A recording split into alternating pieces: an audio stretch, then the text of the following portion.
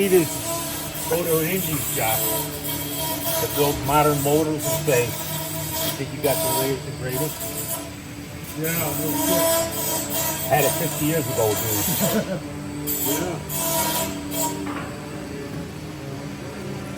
There's the sump. That's what that is. That's a pickup. That's a Chrysler pump. Oh, no shit.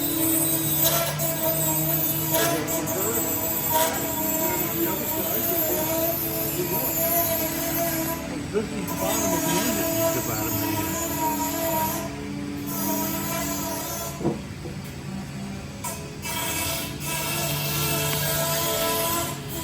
Two valves per cylinder, but they're monsters, aren't they? Yes, they are. Yeah. They are monsters. Look at those valve springs, huh?